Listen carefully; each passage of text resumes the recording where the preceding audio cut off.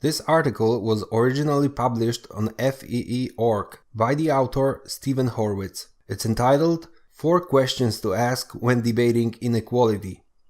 The change in the presidency is not going to reduce the amount of time and energy people will be spending debating the questions of rising inequality. In fact, I would expect to see such debates become even more frequent and more intense. I have written a number of articles and given many talks on the issues surrounding the claim that inequality is getting worse. Those contain a whole variety of data, most of which can be found in 2 pieces linked in an article, suggesting that most of the claims about rising income inequality are wrong, overstated, or ignore other evidence. However, what I want to do in this piece is focus more on the questions that need to be asked in such debates. Specifically, I want to raise 4 questions that should be at the center of discussions of inequality. Question 1. Are we talking about inequality or poverty? So often these 2 issues get confused in discussions about inequality. Those concerned about inequality frequently start talking about how bad things are for the poor. One explanation for this is that they are assuming that rising inequality must mean that the rich are getting richer and the poor are getting poorer. More specifically, some seem to think that the poor are poorer because the rich are richer. That is, they assume that economies are zero-sum, so that if some are richer, those riches must have come from the poor. So clear the ground up front. Make sure everyone is talking about the same thing, because if we are talking about poverty, the evidence, link in the article, is overwhelming that both globally and in the US, absolute poverty has been dramatically reduced in the last 25 years or so. Question 2. Are we talking about income, wealth, or consumption inequality? Those concerned about inequality often slide between income and wealth in these discussions. Even this well-known viral video does so. It starts by presenting data on wealth, but at several places along the way, including one extended discussions of a graphic, it refers to people's salaries. That's income, not wealth. Wealth refers to the sum of our assets minus liabilities. It's a stock. Income is a net change in our wealth in a particular period, such as when we get paid. It's a flow. One can have high wealth but low income, such as an older person living off savings but with a fully paid for home. Conversely, one can have high income and low financial wealth if one has a large salary but spends it all immediately on consumption goods. The data and other issues are different depending on whether we are talking about wealth or income. Be clear which is it.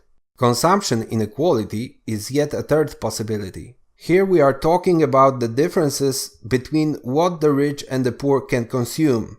The available evidence suggests consumption inequality is much lower than income or wealth inequality, especially in the US.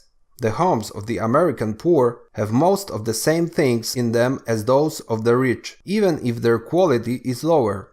And the gap between the rich and poor on such measures has narrowed, evidence linked in the article, in the last several decades.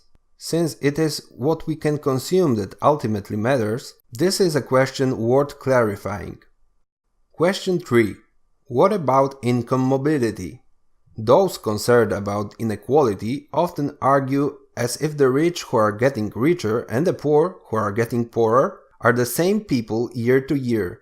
They see the claims that the top 20% of income earners have a greater share of national income than 30 years ago, and that the bottom 20% have less. And they seem to think that means those who were rich are richer and those who were poor are poorer. But this ignores the question of income mobility. Those static comparisons of 2 years decades apart are static portrayals of a dynamic process. What those comparisons actually say is that those who were rich in year X got Y% of national income, and the different set of people who were rich in year X plus 25 got Z% of the national income. In other words, which households and the people comprise the rich changes year to year, as is also true of those in bottom 20%. There is a large and contentious debate among economists about exactly how easy it is for people who are poor in the one year to have higher incomes in later years. What is clear, however, is that such income mobility exists. The point is that you cannot talk about inequality without at least discussing the degree of mobility. If what bothers people about inequality is the assumption that the poor are staying poor or getting poorer, then exploring the degree to which that is really true would seem essential to the discussion.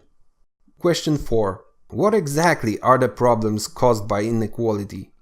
If you've clarified what everyone thinks about the first 3 questions, it's worth asking exactly something like, if poverty is falling and poor people have a decent chance to get out of poverty, what specifically is wrong with rising inequality? In my experience, one common answer to this question is that even if the poor are getting richer, the even greater increase in wealth of the rich gives them unfair access to the political process. The super rich will turn their economic power into political power, often in ways that will redistribute resources to themselves and their friends. That, of course, is a legitimate concern, but notice that the conversation has subtly shifted from inequality per se to the problems of cronyism and a state with enough power to engage in such redistributions. There are plenty of ways to attack cronyism and to reduce the ability of the rich to turn wealth into political power that are not about forcible redistribution away from the rich or other policy questions that arise from inequality. Those who raise this concern are really just complaining about cronyism, not inequality per se. The source of the problem is the redistributive state, which arguably would get more powerful if many of those concerned about inequality got their favorite policies passed. Finally, even those who are skeptical of the arguments made by those concerned by inequality can agree that there has been some redistribution of wealth from poor to rich in the last few decades, thanks mostly to government policies that do favor the rich over the poor.